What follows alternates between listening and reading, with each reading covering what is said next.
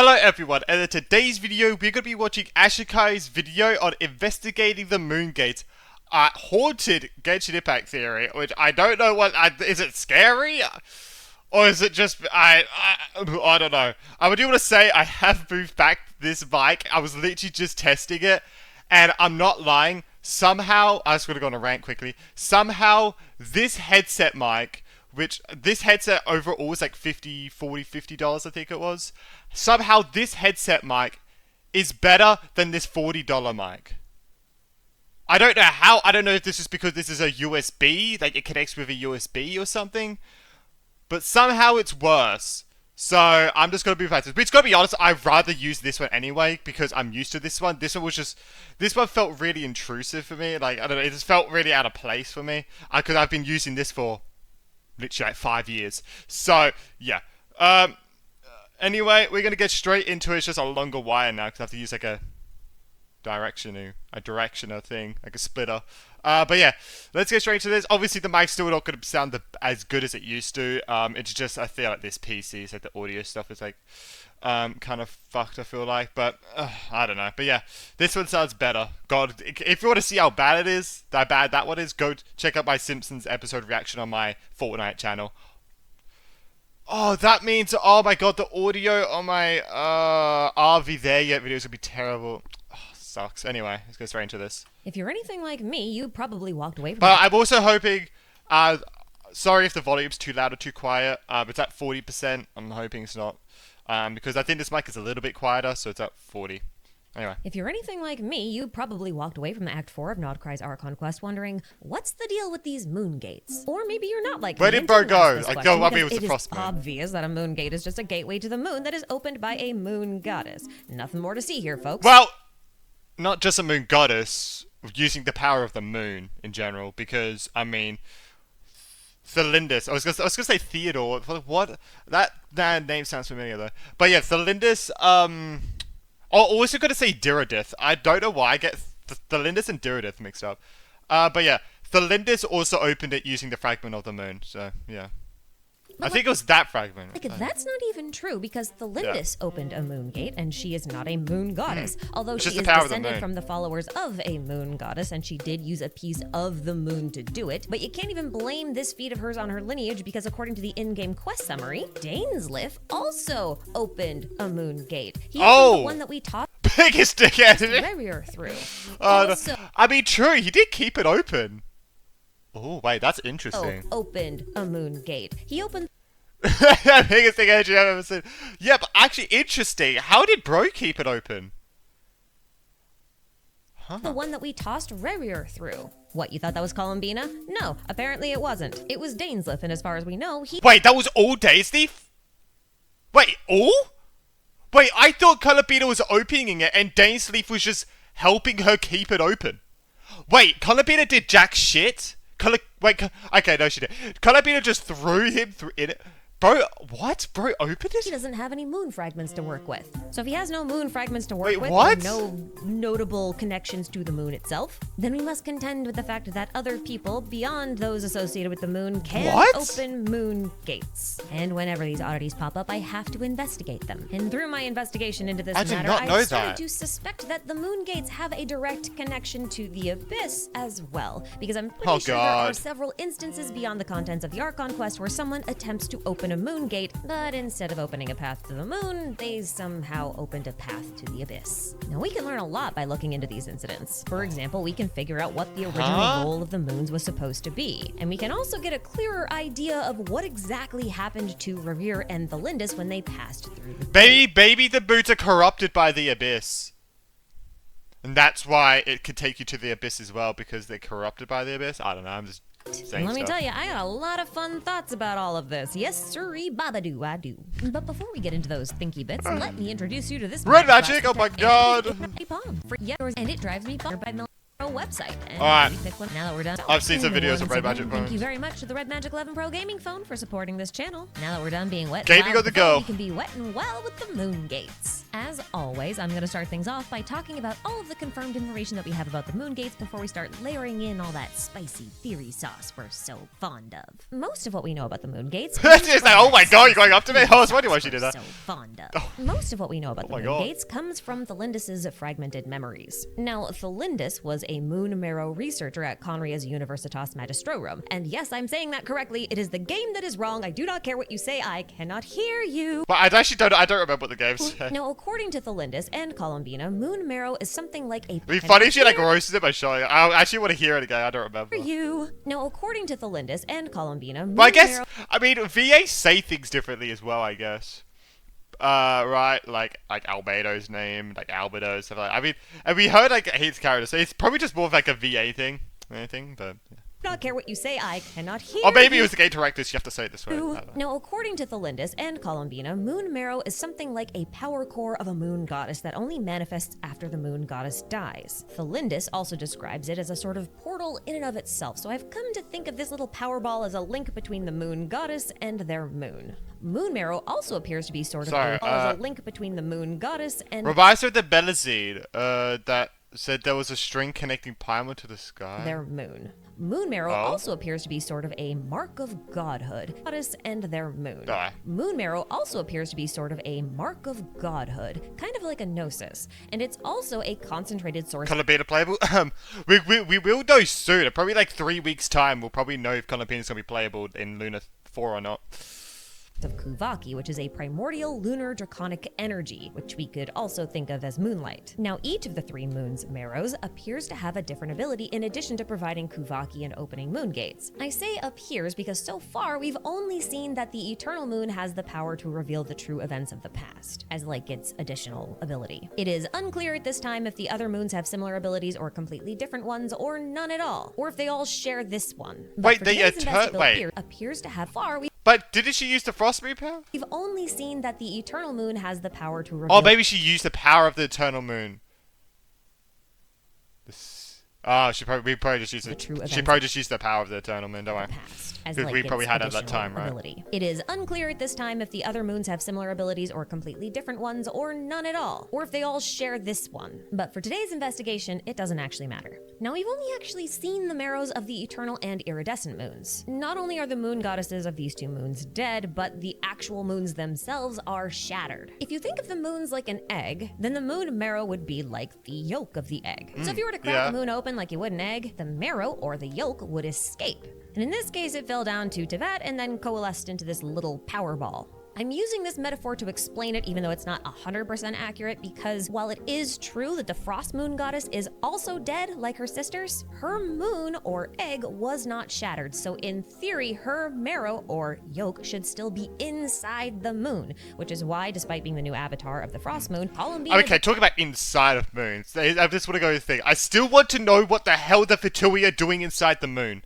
Because if you don't know, like, obviously, like, the moon fragment underneath the Fatui Bureau base, they have the a massive moon fragment piece. But then they have a doorway, like a latch going into it.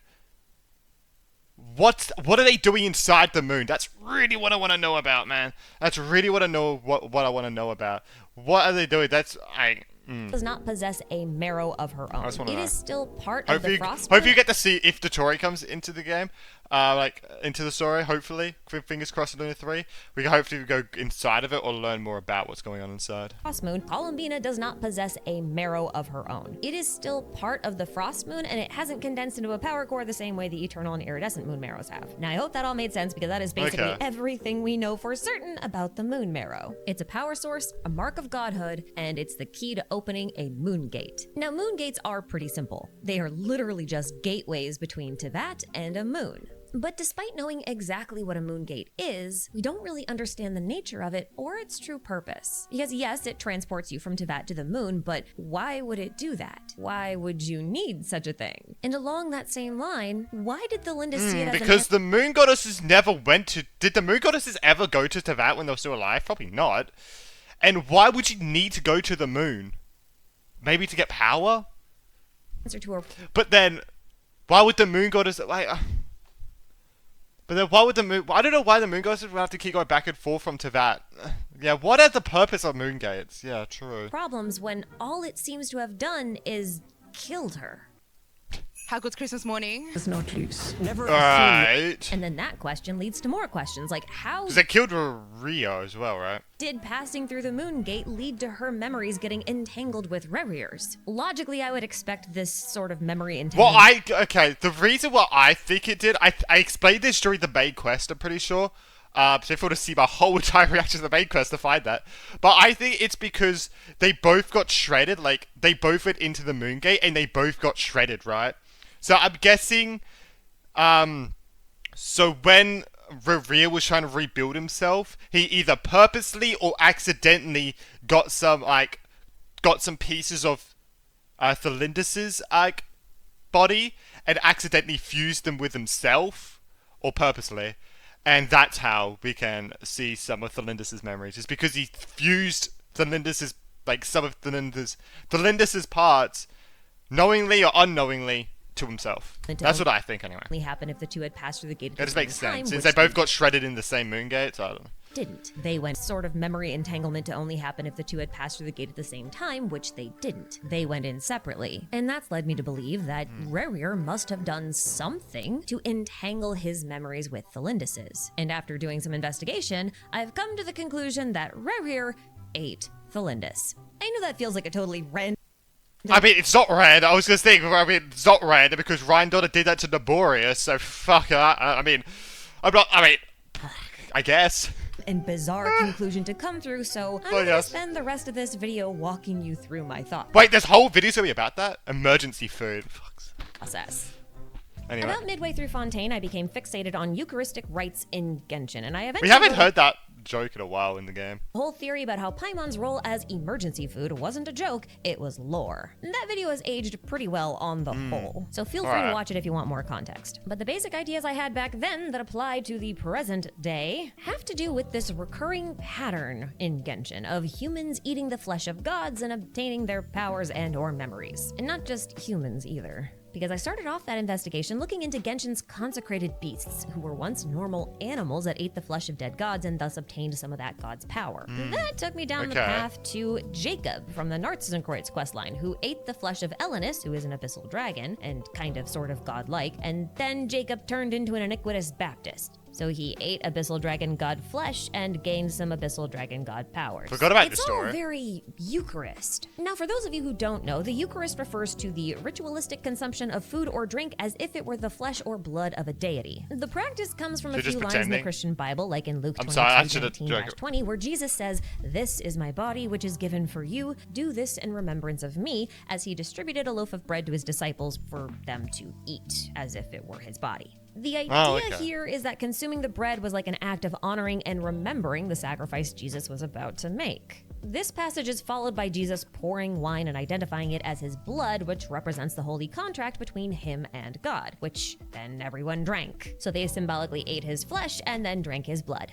So when one performs the Eucharist rite, they are consuming blessed or consecrated bread as if it were the flesh of a god or messenger of God, and then they drink consecrated wine as if it were the god's blood. Doing so bestows God's blessing upon them. Or to put it another way, it allows one to bask in or use the power of God for a time. Now, please keep in mind that blood in particular represents the covenant, which is a contract between man and God. And in biblical terms, whoever has a covenant has a mandate from God to do God's bidding. This frequently results in mankind being able to perform miracles, or at least those who have the mandate from God. I am obviously oversimplifying this a bit because the Bible is a very complex and deep text that's highly debated, so just cut me a little slack here because I'm using this as an argument to say that drinking the blood of a god is a representation of a covenant, which is in turn a means through which mortals can obtain godly powers. Okay? So you drink blood and you get magic powers from God. Whoa! That's the deal. Bog. Of course, that's only one half of the Eucharist because we still have the whole bread is body thing, right?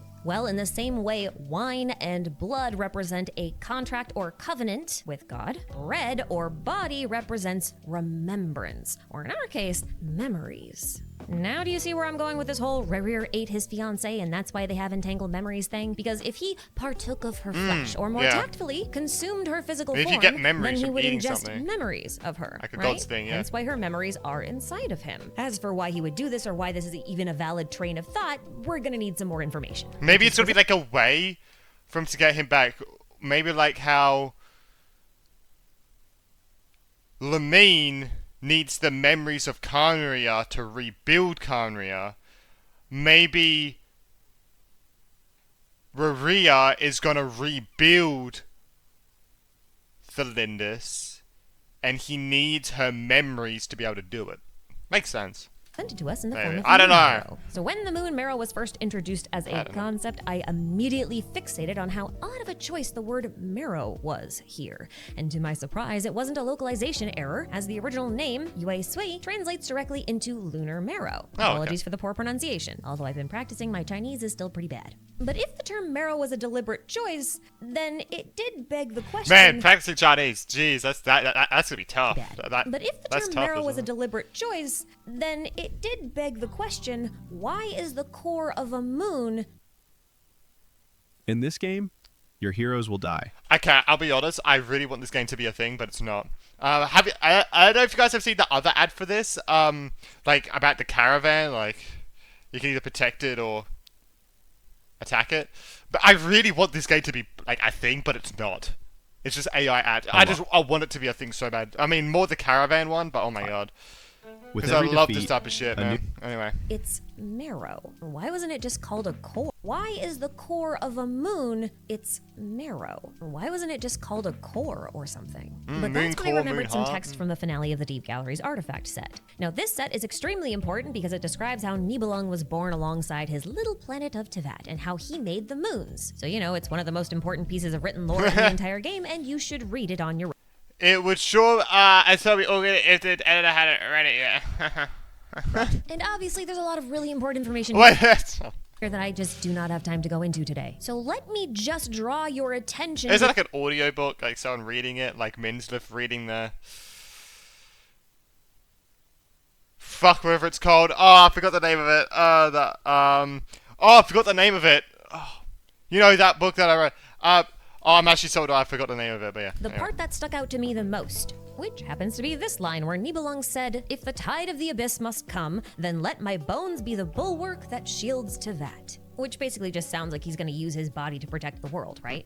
But not so fast, because later in the set it says, "The bones of the earth had been bound beneath fourfold shackles." And this is a reference to how the four shades are suppressing the original order of the world. And within the confines of this context, it does sound like the original order of the world should be Nibelung, right? Because if Nibelung was born alongside the world and is thus the spirit of the world and then became the world's bones, then he should be the bones Yeah. of the earth, right? So the four shades of the heavenly principles should be the ones suppressing the bones of the earth, which should be Nibelung. But I don't think that's actually what this is saying. Because, like, if you assume that Nibelung is like the spirit of the world itself, right? Because he was born alongside it, so they're kind of like two peas in a pod. And we know that Nibelung created the moons from the earth, and the moons were meant to guide and protect... Okay, I'm sorry. I'm getting really annoyed that I don't remember it.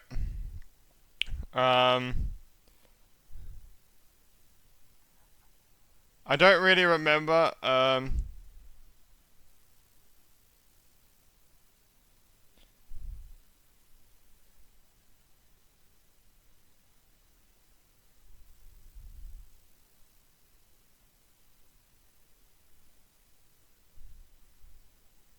Not sure how you spell Mins's name.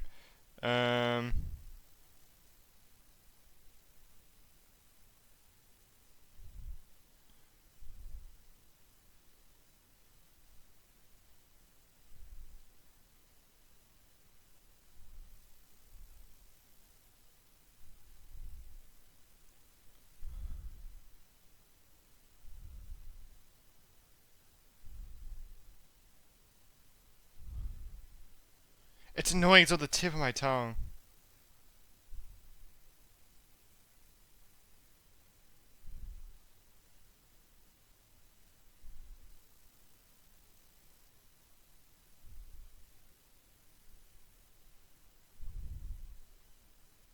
Before Sun and Moon. Holy crap. I haven't even got it up to it. I actually just remembered it. It's called Before Sun and Moon. Fuck. Yeah, Before Sun and Moon. Sorry, I just really needed to remember. Oh my god. Yeah, Before Sun and Moon book. That's the one that I read the audiobook with. So, with Minsliff, so yeah. Anyway, fuck. Anyway. Nibelung created the moons from the earth, and Yeah. the moons were meant to guide and protect the world and also to instill an order upon it because they were the ones who spun the fate of the world originally, hence original order. And we also know that the heavenly principles never really interacted with Nibelung directly because Nibelung was not present during the time when the heavenly principles was conquering the world. So the fourfold shackles shouldn't really be suppressing Nibelung directly. And in addition to this, we know that the heavenly principles first established control over Tevat by extracting a vow of allegiance from the moons. And all of this leads me to believe that the moons are actually Nibelung's bones. They are the bones of the earth. They are the bulwark that will protect. Oh, so the shades are... No, oh, wait. She's saying the shades are suppressing the moon? that. They are the original order that the fourfold shackles are suppressing. And that is why their power source is called a marrow, because marrow is found in the bones. Now, bone marrow's job is to produce blood. Remember what blood represents in the Eucharist? Contracts. Now, a vow is a contract, and if contracts are drawn from blood when it comes to dragons and gods and things like that, then somehow the heavenly principles established an unbreakable contract with the moons by using their blood. And that blood should be the Kuvaki because Kuvaki is produced by the moon marrow and marrow produces blood. You with me so far? Excellent. We're not done. Thanks. Now, dragons have been Thanks. very closely associated with the power of creation, especially when it comes to Nibelung, but also when it comes to Nuvalet. And I would like to point out that Nuvalet was the, quote, heart of the primordial sea, and he circulated that primordial sea throughout the world, exactly like how a heart pumps blood through the veins of the body. And note that the primordial sea is the place where all life emerged from, so all life came from the world's blood. And as the judge of Tevat, Nuvalet is very invested in the integrity of contracts and making sure they are upheld. But this isn't the only place where life is created from blood, although not explicitly held. But this isn't the only But, if the tide of the abyss or the oblivion must come, let my bones be the bulwark, the shields, the shroud. If the tide of the abyss must come. Oh, okay, interesting. only place where life is created from blood. Although not explicitly stated, Kuhenki are I likely guess places that's where like what Nibelung was saying or something, where right? life is created from blood. What Nibelung Although was not thinking. explicitly stated, Kuhenki are life forms that are made directly from Kuvaki, because they are born of the moon's blessing, which means the moons made the Kuhenki from their own blood. Okay, I think Now this is just a bit moon's of like an blessing, which editing means error. the moons made the Kuhenki. That's fine. The bones of the earth had been bound beneath full. Okay. Kuhenki from their own blood. Now we know for a fact I think that's that just delayed, actually. I think that's just really heavenly delayed. principles tried to replicate this process and ended up making the Seelies from Kuvaki instead, because the heavenly principles made the Seelies from moonlight, and moonlight is Kuvaki. Now, one of those Seelies, the very first one by the name of Koitar, did the exact same thing and spun the Snowland Fae from moonlight, which again is Kuvaki, which again is moonblood. And Wait, there's sorry, yet let the me- very first one by the name of Koitar did the light is Kuvaki. Now, one of those Seelies, the very first one by the name of Koitar, did the exact same thing and spun the Snowland Fae from moonlight, which again is Kuvaki, which again is moonblood. And there's yet another Seelie by the name of Nabu Malikata who created an entire race of Jinn from her blood. And another one of her creations, the Simurgh, A lot of created creation with the entire race Kuvaki. of the Pari by diving into the remaining blood of Egeria. And Egeria was made to replace Nuvalet as the heart of the primordial sea. Oh my god. Do you see the pattern? Good. Now, as I mentioned earlier, blood also Blood. represents contracts, and those contracts allow a mortal to use a god's power. We're going to call this a blood blessing. And it's important to note that blessings of the moon seem to be directly tied to blood. Not just Kuvaki, but like blood in general. Just to give you a couple of examples, the iridescent moon granted the Crimson Moon dynasty a very special type of blood magic known as Bale Moon Bloodfire, which has the ability to burn away memories. Likewise, the Frost Moon's blessing granted the Frost Moon Scions the power of healing by using their special silver blood. Now, I think this whole lunar blood blessing thing extends even as far as moon wheels, because I have a suspicion that moon wheels are actually congealed droplets of moon blood. Remember that moon wheels were given to the followers of the moons and allowed their recipients to wield a small fragment of the moon's powers. Consider it a mark of the covenant between the god and their follower.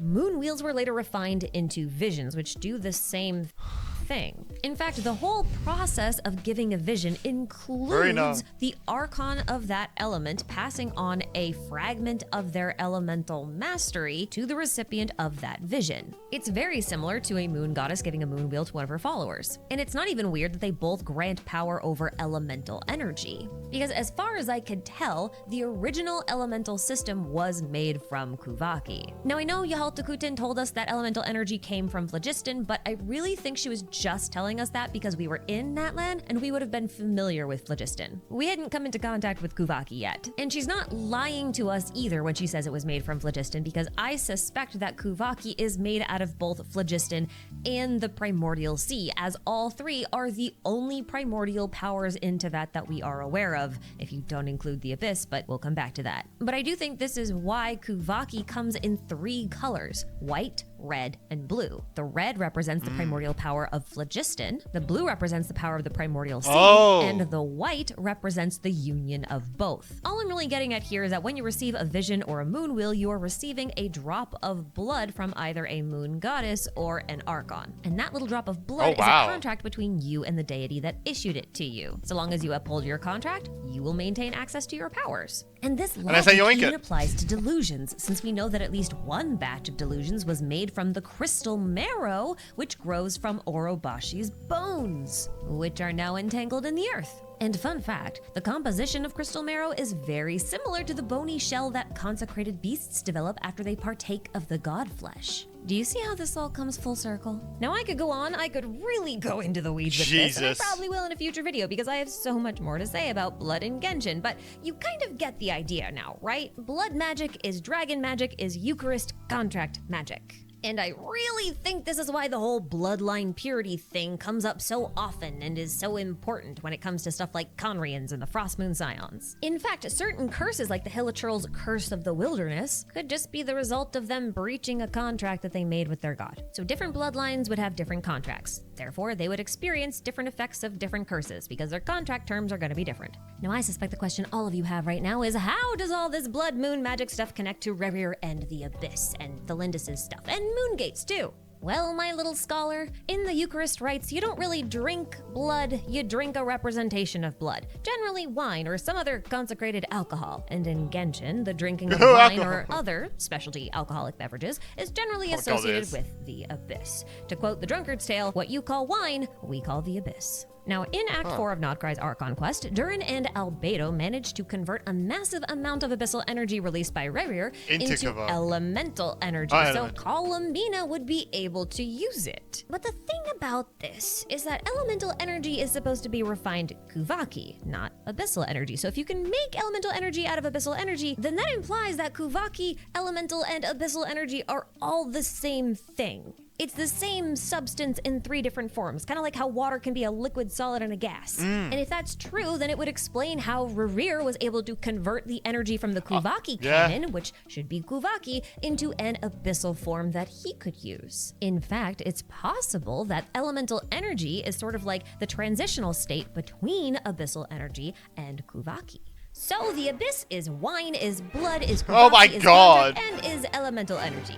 Now look, I know this argument is a mess and you probably think I'm just throwing random stuff at the wall to see what sticks, but for my next trick, I will attempt to tie all of these seemingly disconnected threads back to the moon gates and also explain why Rerir ate his fiancée, or at least he's trying to. That line is insane. Why this dude ate his fiancée is crazy. You could send money overseas. Oh my god. Maybe it's because they worship the gods, so she might have had Kuvaki power. I don't know. The Anyway. moon gate that the Lindis entered was I don't made know. according to her research into the Crimson Moon's marrow, which was corrupted by the Abyss. But it wasn't the Abyss that turned the moon red. It seems as though all three moons turn red when they sense danger. So when the Crimson Moon is described as horrifying... So I guess it's corrupted by the abyss and the moon is sensing danger, so it's...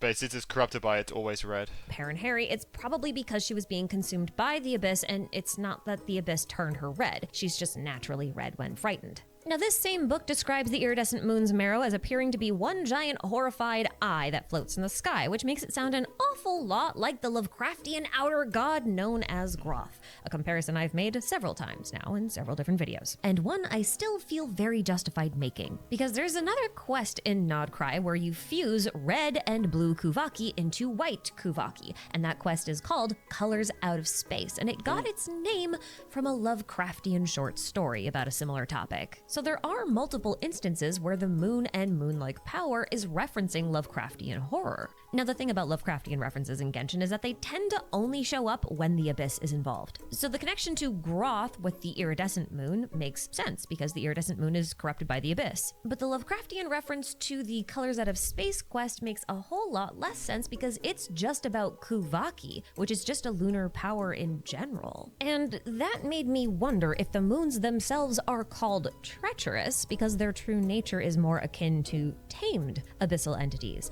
You know, like friendly eldritch horrors. Not every Lovecraftian elder god or outer god is hostile. Some of them are friendly. But speaking of this whole eldritch horror thing, did you know that eldritch just means elf-like? You know, elf as in the Fae. The same Fae that Asili spun from moon blood. Sure seems like there's a deeper connection between the moons and the Abyss now, doesn't it? And you know what? The more you look into this idea, the more a connection between the moons and the Abyss makes sense. While playing through Nodcry's world quests, you're going to stumble on a guy called Rotwang. Now, Rotwang was originally a Conrian researcher at the Universitas Magistrorum, same as the Lindis, and during his time there, he caught a glimpse of what he called an Elysium. But this guy was also researching the Abyss at the time, and not the moon marrow, as far as we know, and he apparently saw this so-called Elysium through a portal that he called the Sign of Truth, which he later calls Aposha's Mirror. Now, that name should be familiar to you, as it's the name of the abyssal mark in the sky in the northern Sumeru Desert, which name should be familiar to you, as it's the name of the abyssal mark in the sky in the northern Sumeru Desert, which is very interesting. Wait, what? Which he abyssal mark the calls mirror. Aposha's Mirror. Now, that name should be familiar to you, as it's the name of the abyssal mark in the sky in the northern Sumeru Desert, which is very interesting because the mark of Aposha that we see is also called the Mirror that Reveals the Truth, and it's a product of the Abyss, and it also serves as a portal. Now, Rotwang was eventually exiled from Conria prior to the Cataclysm, and he ended up in Snezhnaya because he apparently saw a way to open the gate to his Elysium in Nodcry, specifically on Hisi Island, where the followers of the Frostmoon Scions live, and where the Eternal Moon's marrow was kept until recently. During this time, the leader of the Frostmoon Scions was trying to create a child with the purest bloodline possible in the hopes that they would possess the power to operate a super powerful mechanical artifact known as the Sampo. Now, the Sampo was a device created no, by the the Sampo. second descender and Nibelung space bestie by the name of Voyager. Voyager helped the Seelie Koitar lead a rebellion against the Heavenly Principles at some point in the past, and while we don't have time to go into it right now, I will make a whole timeline video in the near future, but for now, the only thing you really need to know about this is that the Sampo was some sort of matter synthesizer, and it also had the capacity to generate or transmute a massive amount of energy. And it seems like the only known way to manipulate the Sampo was to use Kuvaki. Now, because Voyager and Koitar worked together to overthrow the Heavenly Principles, I strongly suspect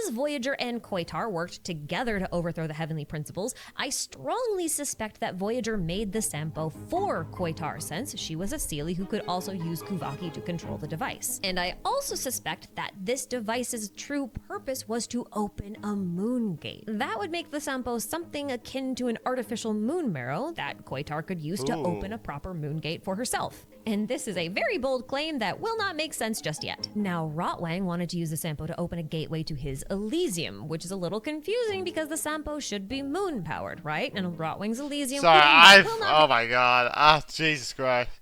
I'm makes sense just yet. Now, Rotwang wanted to use the Sampo to open a gateway to his Elysium, which is a little confusing because the Sampo should be moon-powered, right? And Rotwang's Elysium was connected to the Abyss, not the moon. So unless there is an overlap between the moon and the Abyss, including the Frost Moon and not just the iridescent moon, which is the one that's infected by the Abyss, then this whole thing doesn't make a whole lot of sense now, does it? Which is why I started wondering if Rotwang's gateway to the Abyssal Elysium and Thalindis' moon gate were actually the same thing. And if you can't tell by how I just pitched the Sampo as a potential artificial moon marrow that could open a moon gate, I do think this might be the This moon gate were actually the same thing. And if you can't tell by how I just pitched the Sampo as a potential artificial moon marrow that could open a moon gate, I do think this might be the case, especially because there are a lot of parallels between Rotwang and Thalindis' gateways. Now, Rotwang doesn't appear capable of using Kuvaki well himself, and it is heavily implied that he may have used a pure-blooded Frost Moon Scion by the name of Alia to open the gate for him using Kuvaki. Thalindis doesn't need to be able to manipulate Kuvaki because she just took a fragment of the iridescent moon and used that to open the moon gate. Also worth pointing out that— What if I did a kid have it, Milo?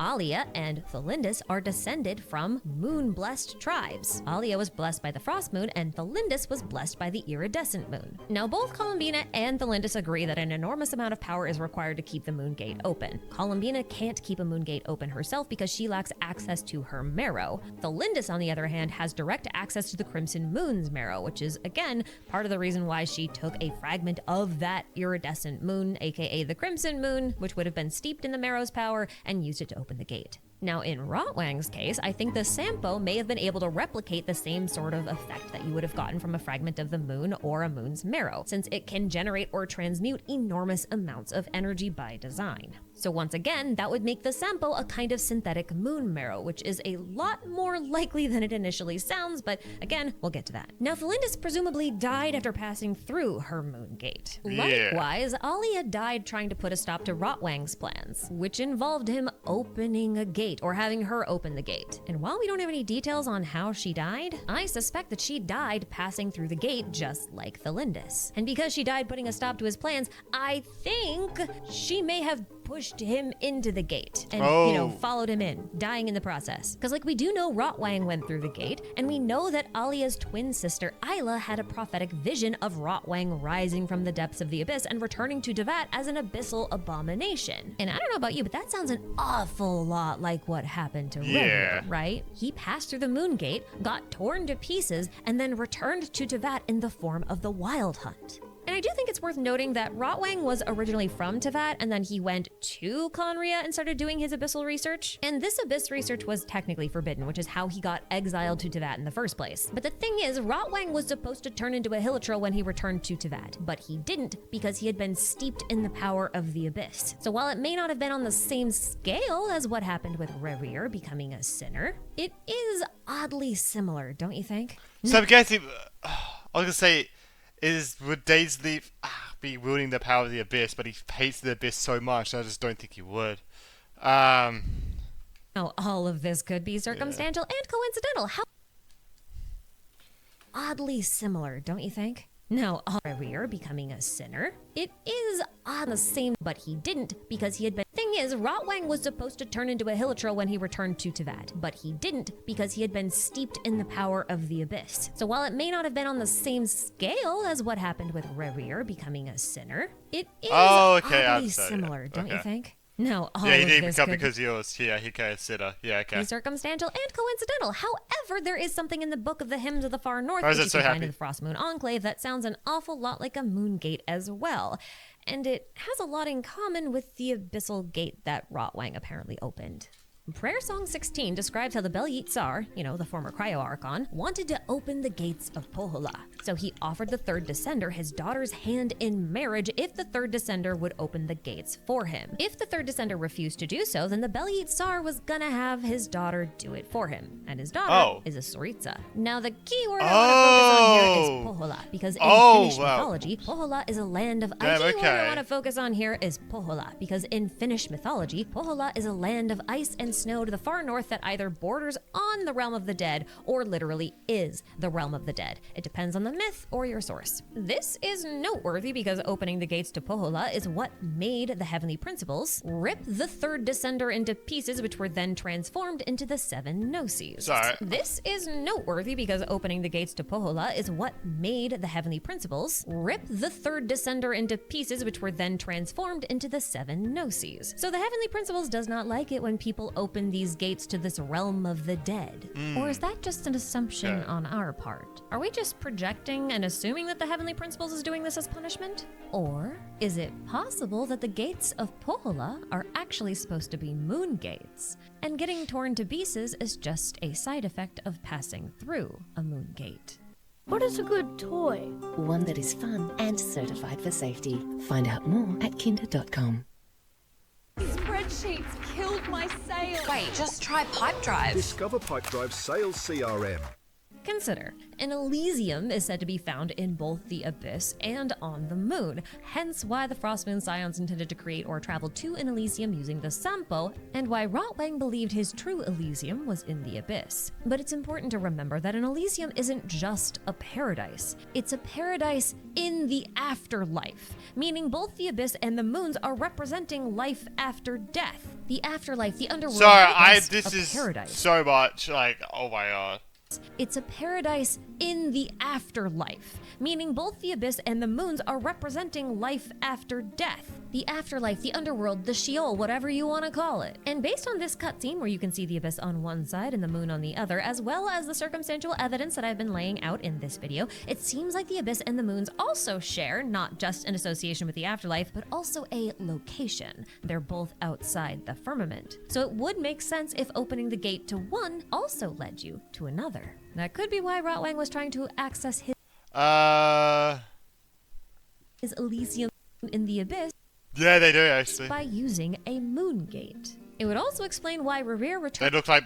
Okay, oh yeah, my face career. She would say, the editor will say, these abyss portals just look like identical to the Lindis' Moongate. Elysium in the Abyss by using a moon gate. It would also explain why Rerir returned to Teyvat as the Wild Hunt, because in Norse mythology, the Wild Hunt is a procession of the souls of the dead. In fact, it's possible that the abyssal abomination that Rotwang was supposed to return as is also the Wild Hunt. And if the moons are indeed the afterlife, then it would make sense to me if one's physical form was not allowed to pass through a moon's gate into the afterlife, because only the soul should be able to reach the afterlife, right? Not the body. So it does make sense to me that passing through the gate would rip the body apart. It's not meant to transport that. And this is And it was why- like, that makes sense why his soul was still alive, right? Like, he was still, like, alive. I said it's possible that the heavenly principles did not punish the third descender for opening the gates the way the Hymns of the Far North book suggests they did. Instead, it feels far more likely to me that the third descender was ripped apart by the gate itself, and the heavenly principles merely salvaged their remains and placed them in the Gnosis. Because he couldn't go through because it was like, yeah, the afterlife. Yeah, okay. This would also line up with what happened to Rerir, because after returning from the gate in pieces, his only concern was finding his missing heart. And the Chinese name for the Gnosis is Heart of God. And perhaps that's why Columbina hints at the fact that a moon's marrow is similar to a Gnosis. So we say that the third descender is technically still alive? No! Because Maria was saying... I think it was Maria who said it was the abyss that kept him alive. So maybe the third descender's dead. But if they go to the afterlife, the third descender's soul would still be out there in the afterlife through a moon gate. Right? For what is the marrow of a moon but its heart? So yeah, that's probably, yeah, I mean, obviously, I'm pretty sure that is a theory, right? That was like the Fatuia getting all the Gnosis to revive the third descender. Maybe that's what they're trying to do, but including his soul. I don't know. But like, they need his soul as well to be able to do it. And based on all of this information that we currently have access to, I firmly believe that Nibelung had always intended for his moons to eventually become sort of spiritual arcs, if you will. After all, the only reason he made the moons is because Voyager warned him that the abyss would eventually consume him and his planet. So he decided to find a way to take all life on Earth into space with him so they could outrun the abyss forever. Decided to find a way to take all life on Earth into space with him so they could outrun the abyss forever. So the original purpose of the moon gate was to open a path between heaven and Earth for the purpose of a kind of rapture. It was to open a path between heaven and Earth for the purpose of a kind of rapture, if you will. And dragons are spiritual creatures by nature. They don't really have any attachment to their physical forms and would thus probably have no problem abandoning their bodies and living forever as spirits within Nibelung's lunar arcs. Although I will point out that if this is true, this could completely change our understanding of the events in Before Sun and Moon, because that book references the story of Noah's Ark while describing the means by which the heavenly principles created humankind's first. Oh, but that would go like.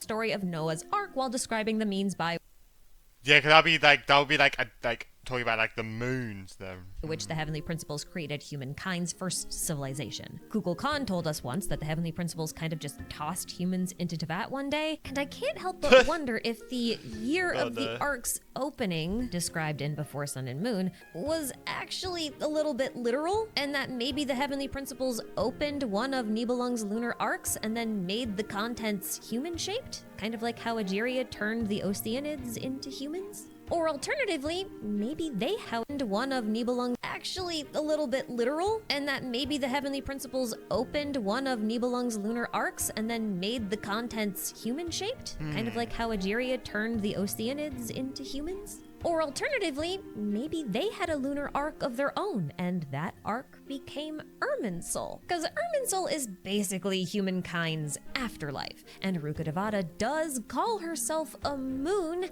and while I do think this was intended to be more allegorical than literal...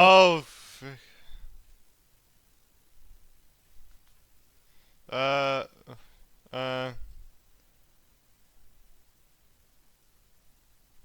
I mean, Ahita calls herself the moon. Moon, and while I do think this was intended to be more allegorical than literal at the time, I am quite curious about both her and Nabu Malikata's interactions with Deshret within this context. Because it is possible that Nabu Malikata actually opened a moon gate in order to show Deshret the truth beyond the sky when she was sharing. I don't know why. I'm just thinking, like, if the heat is calling her, I mean, here it says Nahid is calling herself the moon and the sun Ruka Devada, right? So, I mean, that's what it's like written here. So what if it's like she's like saying this makes sense because like the sun and then it's like the moon reflects the sunlight, so it's like the aftermath of the sun, the aftermath of the light from the sun. And she's like the aftermath of Ruka Devada, I guess. I don't know. Call herself I don't know. a moon, and while I do think this was intended to be more allegorical than literal at the time, I am quite curious about both her and Nabu Malikata's interactions with Deshret within this context. Because it is possible that Nabu Malikata actually opened a moon gate in order to show Deshret the truth beyond the sky when she was sharing forbidden knowledge with him. Oh wait, she was mentioned it. Oh, but I didn't even know her name was even mentioned in a voice quest. Oh, that's this the hit act too. In order to show Deshret the truth beyond the sky when she was sharing forbidden knowledge, actually opened does interactions with Deshret within this context. Because it is possible that Nabu Malikata actually opened a moon gate in order to show Deshret the truth beyond the sky when she was sharing forbidden knowledge with him. And remember, forbidden knowledge is found in the abyss. And we know that she died in the process of giving him this knowledge, just like Alia and Thelindis. And I think it's equally possible that Ruka Devada could have opened another moon gate to toss him into after he became completely corrupted with forbidden knowledge. Moon gates take an incredible amount of Oh, is that what that's supposed to be? Oh my god, that makes sense with like this as well. It's like that's supposed to be again. It's her dropping him in. after he became completely corrupted with forbidden knowledge. Moon gates take an incredible amount of power to open and keep open. And what happened to her? She lost most of her power in the process of throwing him through that gate. Yeah. The only reason she probably didn't die is because she had a way to access more power because of her direct connection to Irminsul. It just feels very plausible to me, given Jesus how Christ. the Abyss, in this scene when she's throwing him through that gate, they turn into hands that eerily... The Abyss, in this scene when she's throwing him through that gate, Yeah. they turn into hands that eerily resemble... Oh yeah, I've watched. Obviously, I watched the second video of Bran and Minsif talking about Luda 2 and how Bran found this out during that's how it knows, because I watched that video. The Wild Hunt. Also worth noting that Very it was interesting. Rukkhadevata who planted the tree that projects the Mark of Aposha into the sky too. And Oh, we've okay. already spent a lot of time connecting the Mark of Aposha to a moon gate. Big shout out to Farley and Mishri for highlighting these connections and reminding me of them, because I was a little hyper fixated on the whole blood contract thing.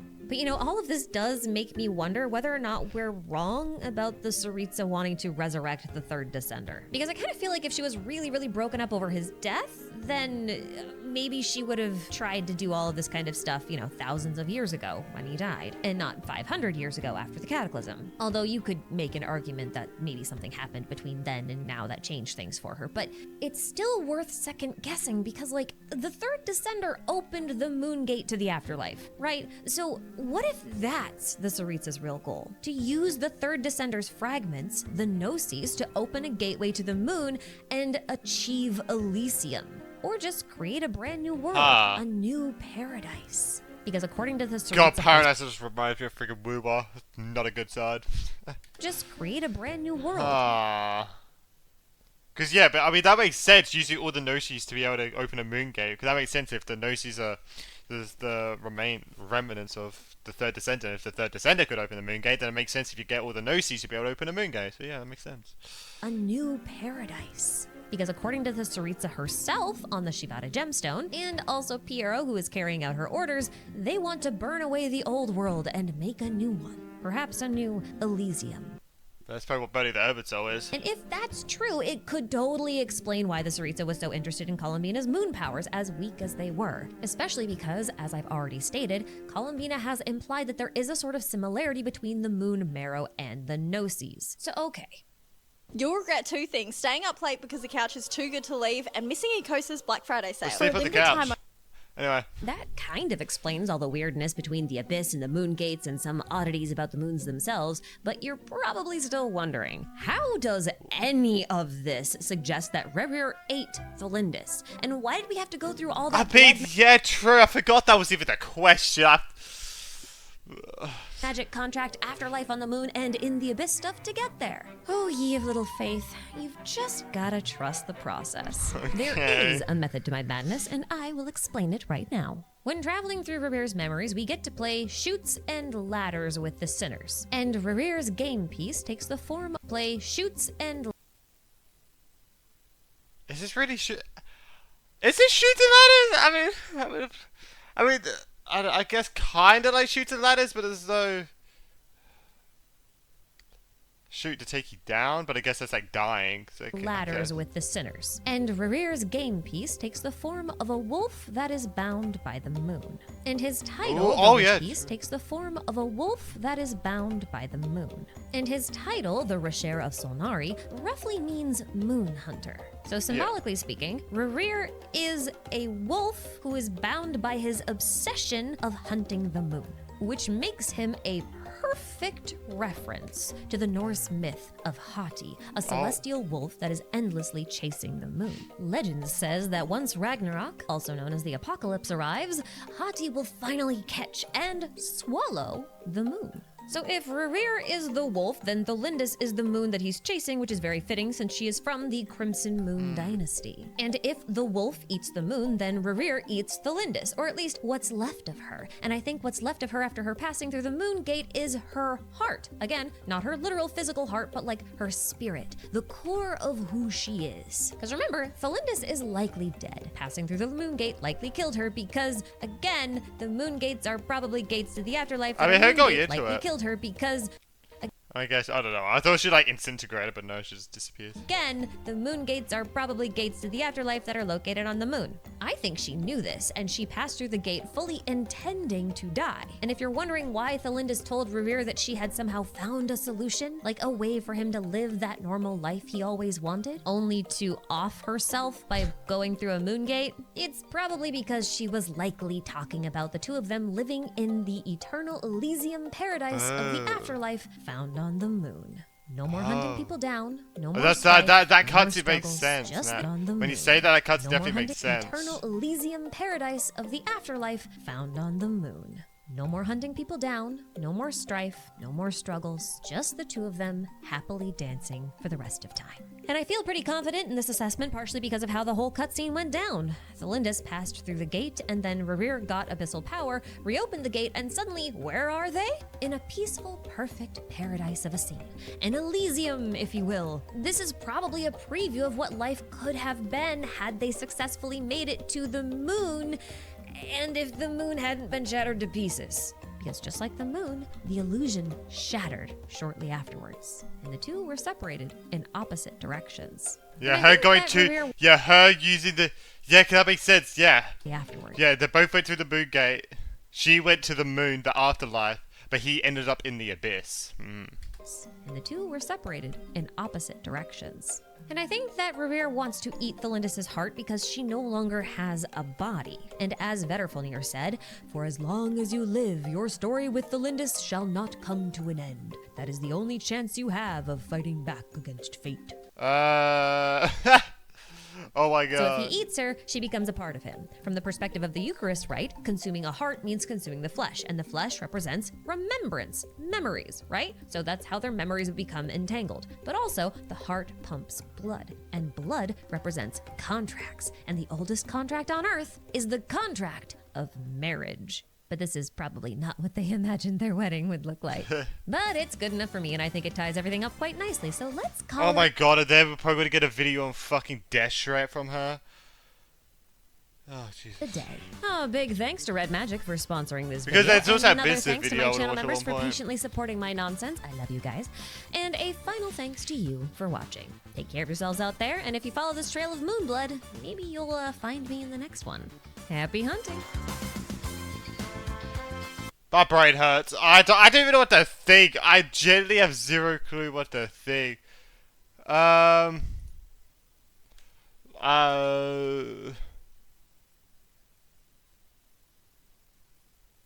Oh, okay, yeah.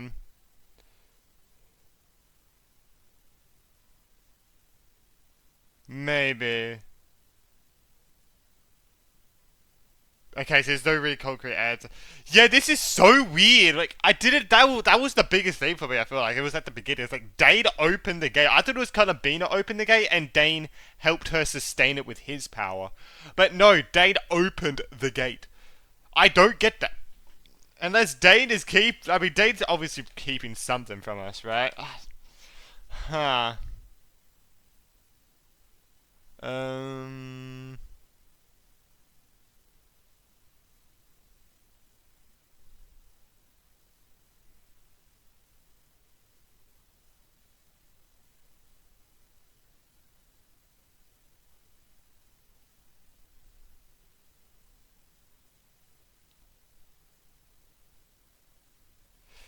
A friend of mine, Kat, reminded me that the Gnosis are called the Seven Remembrances, to which gives a new meaning to the line from Jesus. Do this in remembrance. Meaning, gives new meaning to the line from Jesus. Do this in remembrance of me. Anyway, so trying to keep us from hearing the forbidden moon. Yeah, I don't know. Oh my god, but yeah. If I obviously completely misunderstood anything, please let me know in the comments. And I'll guess I'll see everyone in the next one. Oh my god. And make sure you check out my RV, playing, RV day. I will hopefully be completing the game, so, I got this video as well. But yeah, peace.